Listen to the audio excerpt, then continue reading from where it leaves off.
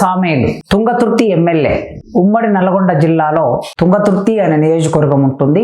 ఆ నియోజకవర్గం ఇప్పుడు సూర్యాపేట జిల్లాలోకి వచ్చింది. మందుల సామేలు ఇటీవలి కాలంలో సోషల్ మీడియాలో ప్రధాన శీర్షికగా చర్చగా మారాడు. కారణం ఏమిటి? ఆయన డాక్టర్ కవంపల్లి సత్యనారాయణ గారు Manakondur MLA Congress party SC cell chairman గా పదవి బాధ్యతలు చేపడుతున్నప్పుడు కవంపల్లి సత్యనారాయణ గారిని ఆశీర్వదిస్తూ అక్కడ ఉన్న బ్రాహ్మణులు గాంధీ భవన్ లో మంత్రాలు చదివారు. ఆ చదివిన మంత్రాల గురించి మందుల సామేలు గారు కామెంట్ చేశారు. బ్రాహ్మణులు చదువుతున్న మంత్రాలలో అర్థం ఏమిటో మనకు తెలియదు. వారు సంస్కృతంలో చదువుతూ ఉన్నారు. ఆ సంస్కృతంలో చదువుతున్న ఆ భాష సామాన్యులకు అర్థం కాదు గనక వారు ఏం మాట్లాడుతున్నారో మనకు తెలియదు అనే అర్థంలో వాడాడు. అలా వాడుతూ ఉన్నప్పుడు ఎమ్మెల్యే మందుల సామేలు గారు ఒక 2 బూతు మాటలు వాడారు. ఆ 2 బూతు మాటలని వదిలేస్తే సామేలు గారు మాట్లాడిన విషయంలో ఏమాత్రం తప్పు లేదు. ఏ భాషలోనైనా ఇవాళ జాతీయ విద్యా విధానంలో చాలా స్పష్టంగా కేంద్ర ప్రభుత్వం చెబుతున్నది ఏమిటంటే ప్రజలందరికీ సామాన్యులందరికీ అర్థమయ్యే వారి మాతృభాషలోనే బోధన ఉండాలి, వారి మాతృభాషలోనే ప్రభుత్వ ఉత్తర్వులు ఉండాలి అని చెప్తున్నది. కనుక తెలంగాణ రాష్ట్రంలో ప్రజల మాతృభాష తెలుగు. ఈ తెలుగు మాతృభాష అయినప్పుడు సంస్కృతం ఇక్కడ ప్రజల మాతృభాష కాదు. సంస్కృతంలో చదివే ఏ విషయం కూడా మేధావులకి కూడా చదువుకున్న వాళ్ళకి కూడా అర్థం కాదు. కేవలం సంస్కృతం తెలిసిన 0.5% ఉండి ఉండవచ్చు, వారికి మాత్రమే అర్థమవుతుంది. కనుక ఆ మంత్రాలలో నిగూఢంగా ఉన్న విషయం అర్థం కాదు అనే అర్థంలో మందుల సామేలు గారు మాట్లాడారు. అక్కడి వరకు బాగుంది. ఒక రోజు గడిచిన తర్వాత మందుల సామేలు గారు మాట్లాడిన విషయాన్ని విస్తృతంగా సోషల్ మీడియాలో కొన్ని ప్రముఖ ఛానల్స్ చర్చకు తెరలేపాయి. ఈ చర్చలోకి చాలామంది ప్రవేశించారు, చాలామంది మాట్లాడారు. ఎవరి అభిప్రాయాలు వాళ్ళకు ఉంటాయి. భారతదేశంలో ప్రతి మనిషికి మాట్లాడే స్వేచ్ఛ ఉన్నది, మాట్లాడవచ్చు, వేటి మీదనే అభిప్రాయాలను వ్యక్తం చేయవచ్చు. మతం మీద, మత గ్రంథాల మీద అభిప్రాయాలను వ్యక్తం చేసిన వారిలో మందుల సామేలు గారు మొదటి వారు కాదు, చివరి వారు కాదు. మందుల సామేలు గారి కన్నా ముందు ఎందరో చార్వాకులు, లోకాయతలు, మహాత్మా జ్యోతిరావు పూలే, డాక్టర్ అంబేద్కర్, పెరియర్ రామస్వామి ఇలాంటి చాలామంది భిన్నాభిప్రాయాలను వ్యక్తం చేశారు.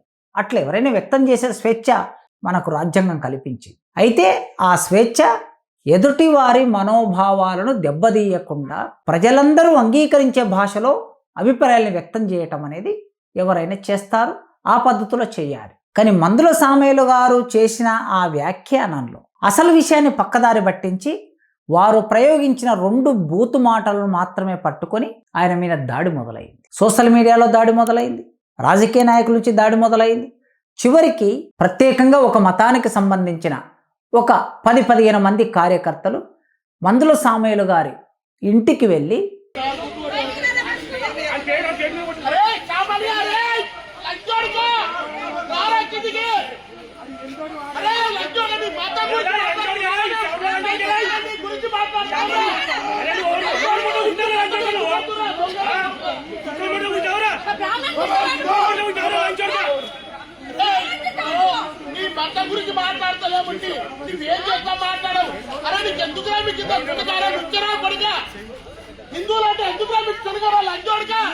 ఆ ఇంటి మీద దాడి చేశారు, కోడిగుడ్లతో దాడి చేశారు, టమాటాలో దాడి చేశారు.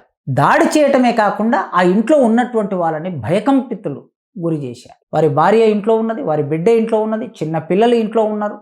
మందుల సామేలు గారు ఆ సమయానికి ఇంట్లో లేరు. ఒకవేళ ఇంట్లో ఉండి ఉంటే మనిషి విన్నే దాడి చేసేవాళ్ళేమో, ఇంకా ఆయన ప్రాణానికే ప్రమాదం వచ్చి ఉండేదేమో తెలియదు మనకి. కానీ అభ్యంతరకరమైన విషయం ఏంటంటే ఎవరైనా సరే మందుల సామేలు గారు వ్యక్తం చేసిన అభిప్రాయాల మీద సభ పెట్టుకోవచ్చు.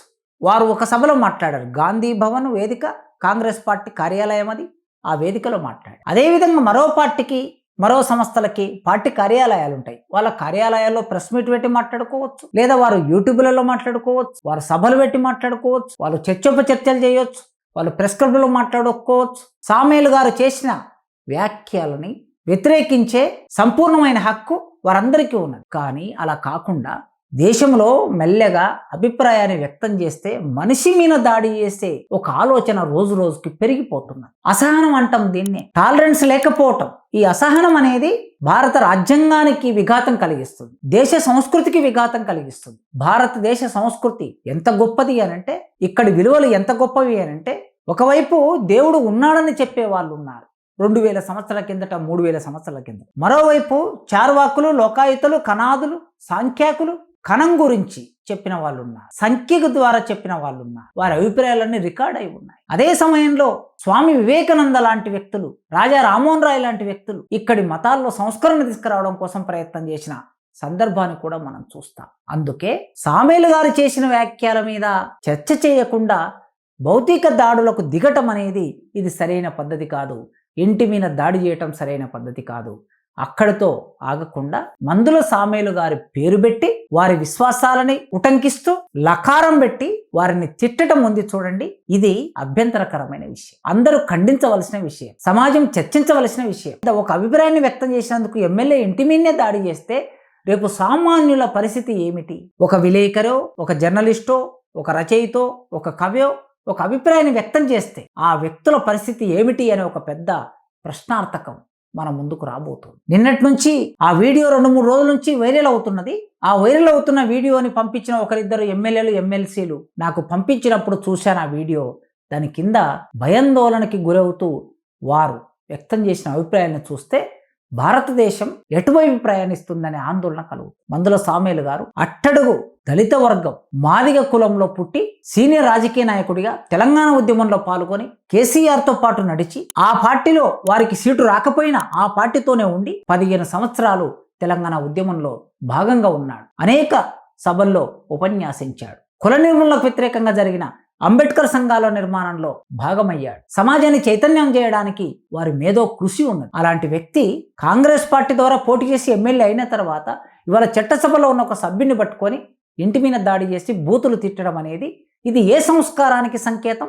ఇది భారతీయ సంస్కృతి, ఇది భారతీయ విలువల. కనుక భారతదేశానికి ఉండే గొప్ప సంస్కృతిని, టాలరెన్స్ ఉండే గొప్ప సంస్కృతిని, సహనముతో నడిచే విలువలున్న ఈ దేశానికి మచ్చ తీసుకురావడానికి కొందరు ప్రయత్నం చేస్తున్నారు.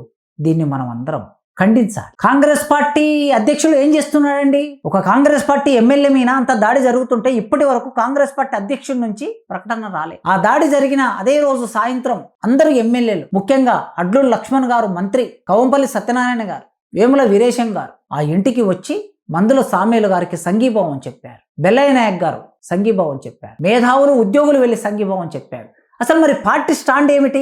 కాంగ్రెస్ పార్టీ ఎమ్మెల్యేని అలా పట్టుకొని తిడుతూ ఉంటే ఇలా మౌనంగా ఉంటారా? అంటే ఒక దళితుడి మీద దాడి జరిగినందుక ఈ మౌనం? అంటే స్పందనకు కూడా కులం ఉంటుందా దేశంలో? పౌర సమాజం స్పందన లేదు, కుల సంఘాల స్పందన లేదు, మేధావుల స్పందన లేదు, కమ్యూనిస్టు పార్టీల స్పందన లేదు. అంటే తెలంగాణ సమాజం ఘనీభవిస్తుందా? ఆలోచనలో, అభిప్రాయాలు వ్యక్తం చేయటంలో ఇలాంటి మందుల సామేలు గారి వ్యక్తం చేసిన అభిప్రాయాల్లో ఏమైనా మనకు అభ్యంతరకరమైన విషయాలుంటే ఆ అభ్యంతరకరమైన విషయాలను మాట్లాడుతూనే మందుల సామేలు గారి ఇంటి మీద చేసిన దాడి, లకారం పెట్టి ఆయన తిట్టిన పద్ధతిని ఖండించడానికి ఎందుకింత ఆలస్యం అవుతున్నది? ఎందుకింత ఆలోచిస్తున్నది సమాజం? ఇలా ఆలోచిస్తే ఇది మందుల సామేలు గారి దగ్గర ఆగదు అనే విషయం మీరు గుర్తుపెట్టుకోండి. రేపు ఎవరింటికైనా కోడిగుడ్లు టమాటాలు రావచ్చు, ఎవరింటి మీదైనా దాడి చేయవచ్చు. దయచేసి భారతదేశానికి ఉండే ఒక గొప్ప సంస్కృతిని నిలబెట్టండి. ఆదిశంకరాచార్యులు, చండాలుడు సంవాదం చేసిన దేశం, ఆ విలువలను నిలబెట్టండి.